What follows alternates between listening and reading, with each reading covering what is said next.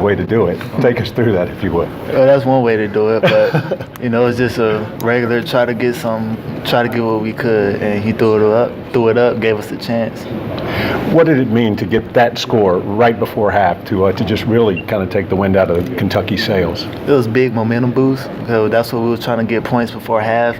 Defense had a great stop getting them to give us the ball around close to the midfield, and we were really going to play and going in the half, but Coach Pruitt wanted us to try to score, so that's what we tried to do. Marquez, how much do you guys practice Hail Mary situations in practice?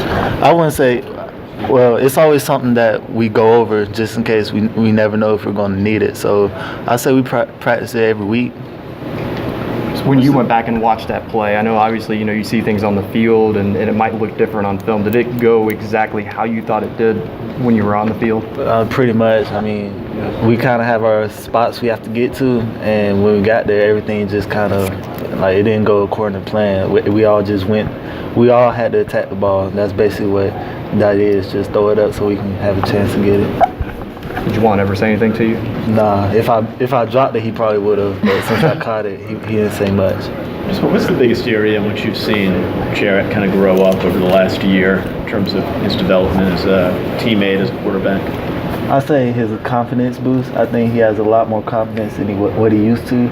I know the players, and I know especially the coaches are always on him, make sure he's perfect. I know he strives to be perfect, but we try to help him any way we can. So his confidence level is boosted extremely. Did you all notice any of his reactions during the first half when y'all scored those 2 touchdowns late in the first half, whether it be after your Hail Mary or after the first touchdown, just how he was kind of responding on the field and everything? Or? No, we didn't really look at it on the field, but when we kind of got settled and towards the end of the game, we was looking on the scoreboard and they were showing all the highlights from the game, and they showed one highlight where he was doing some crazy dance. We all just looked at him and started laughing.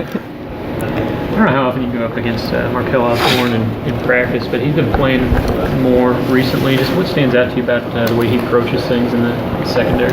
I think he has a chip on his shoulder. I think he go out there and wanting to play his best. I know he shows it a lot in practice. So he can compete with anybody, the starters or whoever's out in front of him. So I think he's trying to get on the field to show what he can do.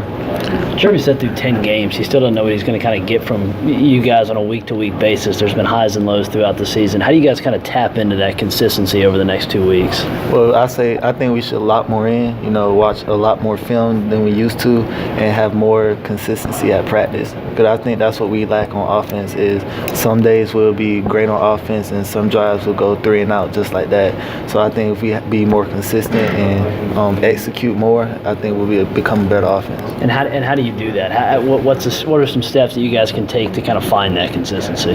Just trusting each other, trust the coaches, their play calling. I know we check out a lot of stuff based on the coverage, and it's just like a spoof. They'll show one thing, they're actually another thing. So I think just trusting the process. Because how much would go into a bowl and